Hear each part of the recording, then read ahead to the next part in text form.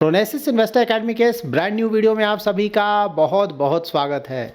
इस वीडियो में हम जानेंगे वर्ल्ड स्टॉक मार्केट में बढ़ते हुए खतरों के बारे में और साथ ही आरबीआई का पॉलिसी फाइनली डिक्लेयर हो गया तो उसके बारे में जानेंगे कि क्या क्या अनाउंसमेंट्स हुआ है, उससे क्या पता चलता है।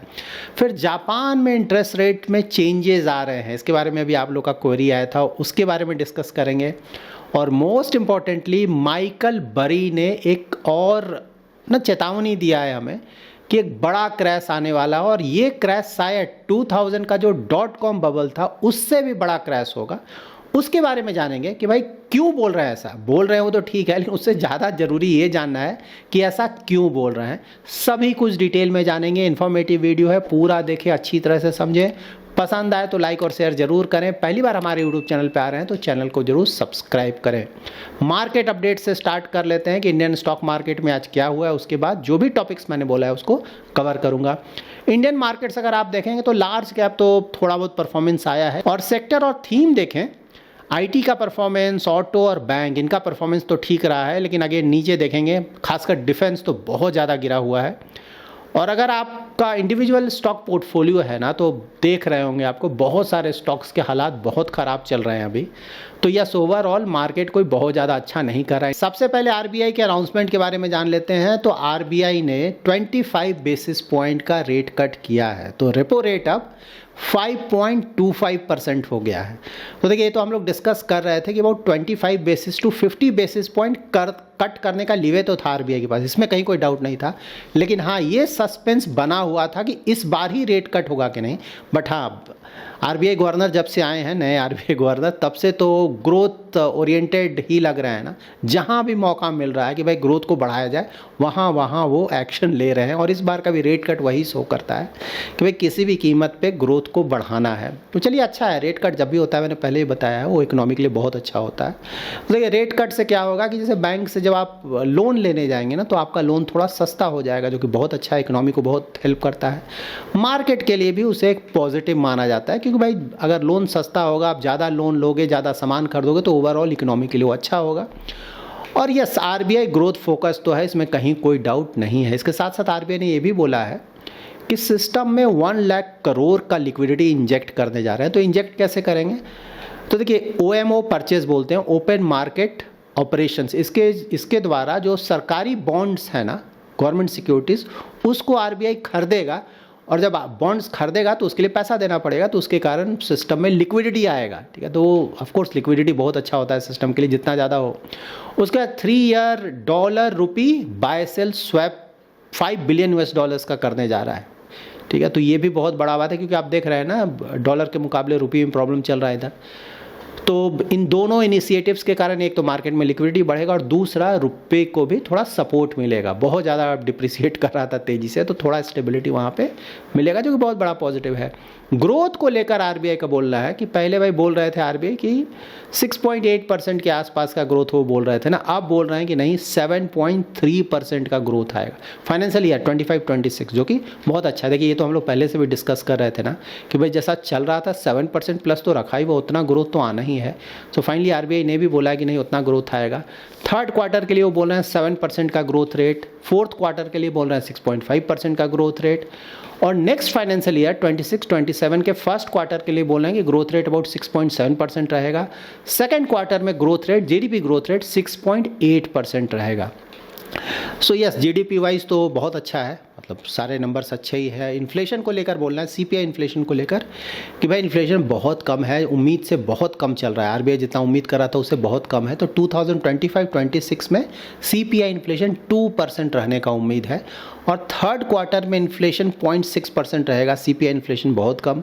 फोर्थ क्वार्टर से वो थोड़ा बढ़ने लगेगा, फोर्थ क्वार्टर बोला जा रहा है 2.9%, और नेक्स्ट फाइनेंशियल ईयर के फर्स्ट क्वार्टर में हो जाएगा 3.9% और सेकेंड क्वार्टर में हो जाएगा 4%। तो धीरे धीरे इन्फ्लेशन बढ़ेगा। लेकिन हाँ, इंटरेस्ट रेट जो कम हुआ है ना, ये बिल्कुल मान कर चलें कि अभी 2 साल तक तो कम ही रहेगा। अभी जो भी हालात है उसको देख कर लग रहा है, जो कि बहुत अच्छा है। इकोनॉमी में अगर 2 साल तक इंटरेस्ट रेट काफ़ी कम रहे तो बहुत बड़ा बूस्ट मिलेगा, और ऑफकोर्स उसका फ़र्क सिर्फ इकोनॉमी पर नहीं पड़ेगा, स्टॉक मार्केट पर भी पड़ेगा। तो आने वाले समय में बिल्कुल उसका पॉजिटिव असर आपको देखने को मिलेगा। शॉर्ट टर्म में आपको पता है कुछ भी हो सकता है, मार्केट है ना, लेकिन मीडियम टू लॉन्ग टर्म में इन चीज़ों का असर पड़ता ही है।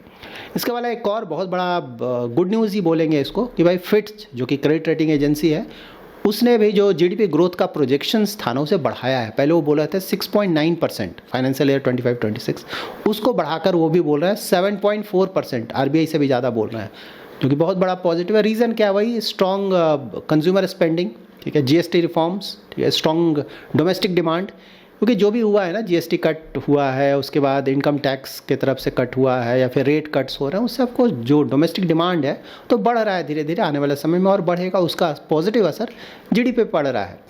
जीडीपी धीरे धीरे थोड़ा कम इसलिए दिखाया जा रहा है ना, क्योंकि जो यूएस के साथ हमारा इशू चल रहा है ना टैरिफ रिलेटेड, उसका नेगेटिव असर अब पड़ने लगेगा धीरे धीरे। अगर नहीं हटा तो पूरे, अगर फाइनेंशियल ईयर पे पड़ा तो ऑफकोर्स उसका नेगेटिव असर जीडीपी उसके कारण कमेगा। तो ये सब भी हमें ध्यान में रखना है, क्योंकि एक्सपोर्ट तो हमारा हिट होगा ही। सो नाउ जापान में क्या चल रहा है, इसके बारे में भी आप लोग का क्वेरी आया था।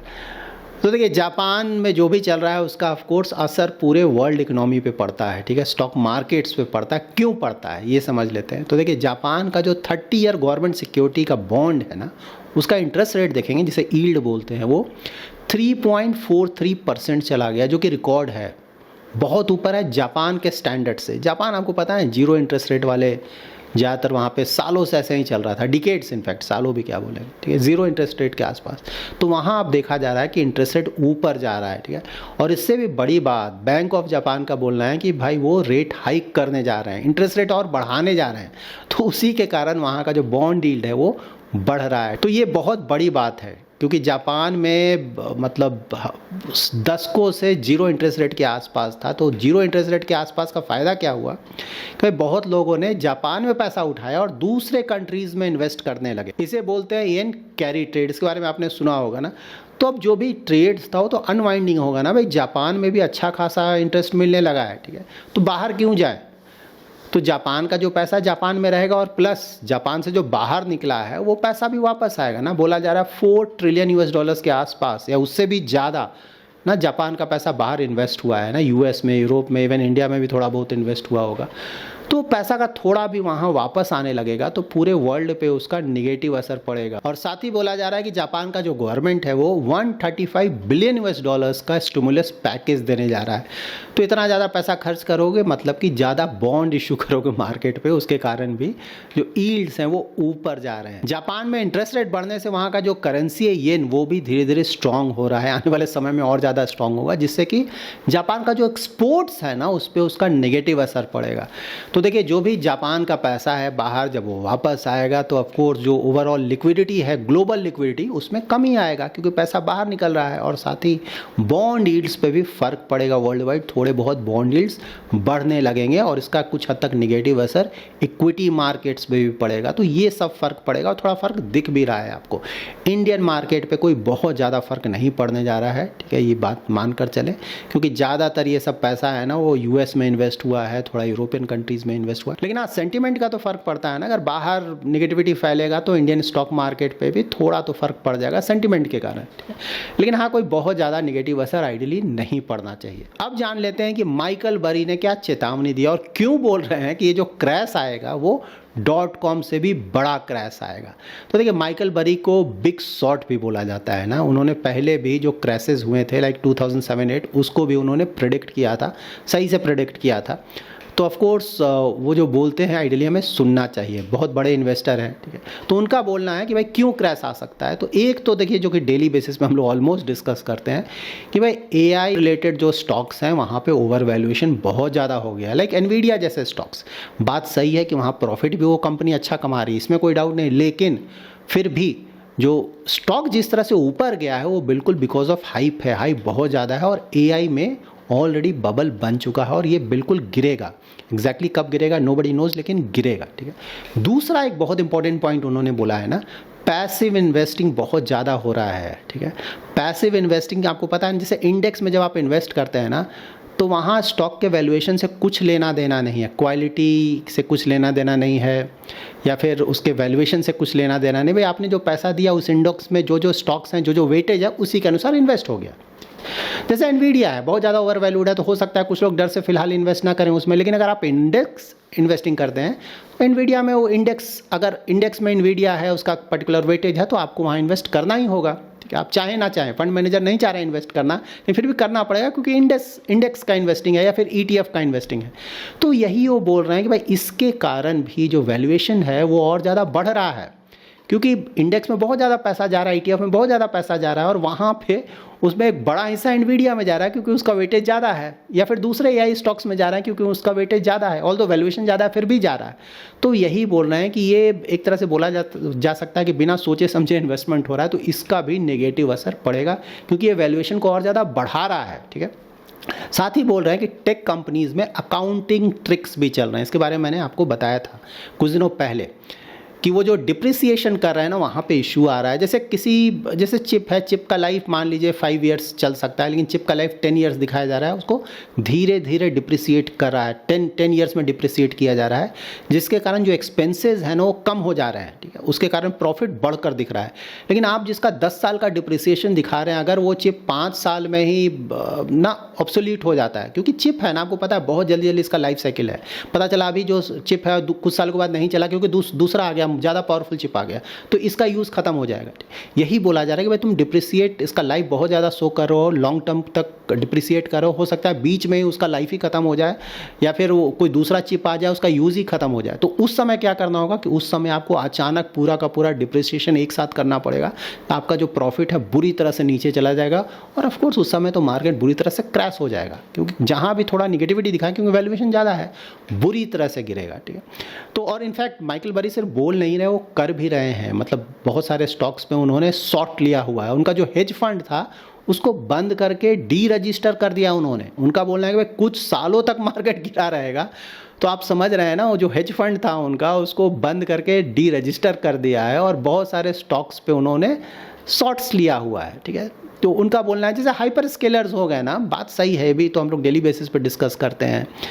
जैसे जो कैपेक्स प्लान चल रहा है ना, AWS है, गूगल है, माइक्रोसॉफ्ट है, मेटा है, 2025 में ही $315 बिलियन के आसपास AI इंफ्रास्ट्रक्चर में खर्च हुआ है, कैपेक्स में, या फिर अभी थोड़ा सा बचा हुआ है तो और खर्च होगा, $315 बिलियन। तो आप समझ सकते हैं इतना खर्च हो रहा है, और एंड ऑफ द डे हमें क्या देखना है, रिटर्न ऑन इन्वेस्टमेंट। भाई खर्च कर रहे हैं ठीक है, लेकिन उसका रिटर्न कब आएगा और कितना आएगा, उसमें अगर प्रॉब्लम दिखा फ्यूचर में तो उसके कारण बहुत बड़ा गिरावट आएगा। लेकिन हाँ, ये बात सही कि कोई टाइम लाइन नहीं दिया जा रहा है कि भाई कब गिरेगा। आप लोग पूछो कब गिरेगा, ये किसी को नहीं पता। हो सकता है कुछ दिनों में गिर जाए, कुछ महीनों में गिर जाए, 1-2 साल में गिरे। स्टॉक मार्केट ऐसा ही काम करता है, ये आपको झेलना पड़ेगा। लेकिन हाँ, मेंटली हमें इस बात को ध्यान में रखना होगा कि इस तरह का प्रॉब्लम आ सकता है, और अगर कुछ प्रिकॉशंस लेने हो तो लिया जा सकता है। अगेन, इंडियन मार्केट में कोई बहुत ज़्यादा नेगेटिव असर नहीं पड़ना चाहिए। US मार्केट गिरेगा, इंडियन मार्केट भी गिरेगा, इसमें कहीं कोई डाउट नहीं है। लेकिन हमारा अगर फंडामेंटल्स देखें, पहले के मुकाबले जैसा चल रहा था उसके मुकाबले इम्प्रूव कर रहा है, तो हमारे यहाँ निगेटिविटी आएगा, मार्केट गिरेगा, लेकिन बहुत ज़्यादा निगेटिव असर आइडियली नहीं पड़ना चाहिए। वो बहुत ज़्यादा लंबे समय तक नेगेटिव असर नहीं पड़ना चाहिए। शॉर्ट टर्म का होगा, वो गिरेगा, हम भी गिरेंगे, फिर धीरे धीरे हम रिकवर करके ऊपर की ओर जाएंगे। ठीक, तो देखिए बाहर वर्ल्ड मार्केट में अभी जापान का जो यील्ड बढ़ रहा है वो कंसर्न है। इसके कारण जो कैरी ट्रेड है वो अनवाइंडिंग हो रहा है, पैसा जापान में वापस जाएगा। US टेक का जो बबल है वो बस्ट होने के चांसेस बहुत बढ़ गए हैं। पैसिव इन्वेस्टिंग के कारण भी वैल्यूएशंस और बढ़ रहा है। AI कैपेक्स में बहुत ज़्यादा पैसा लग रहा है, पता नहीं उसका रिटर्न आएगा नहीं आएगा, कितना आएगा, ये सब है। लेकिन इंडिया ऑफ कोर्स, हमारा GDP ऑलरेडी हमने डिस्कस किया, अच्छा खासा चल रहा है। उसके बाद इन्फ्लेशन भी हमारे यहाँ काफ़ी कम है, RBI की तरफ से अच्छा खासा सपोर्ट दिया जा रहा है लिक्विडिटी को लेकर, और अर्निंग ग्रोथ भी धीरे धीरे इंप्रूव कर रहा है। नेक्स्ट ईयर उम्मीद है कि और इम्प्रूव करेगा। रिलेटिवली इंडिया को देखा जाए तो हम, रिलेटिवली मैं बोल रहा हूँ, ठीक है, पूरी तरह से नहीं, रिलेटिवली हम सेफ पोजीशन में हैं। और अगर कोई बड़ा गिरावट आता है हम भी गिरेंगे, अच्छा खासा इन्वेस्टमेंट अपॉर्चुनिटी होगा, लेकिन बहुत ज़्यादा निगेटिव असर शायद ना पड़े, और वो लॉन्ग टर्म तक इंडिया पे नहीं पड़े। So that's it in this video. अगर आपको ये वीडियो पसंद आया है तो जरूर लाइक एंड शेयर करें। पहली बार हमारे यूट्यूब चैनल पर आ रहे हैं तो चैनल को जरूर सब्सक्राइब करें। Thanks lot for watching.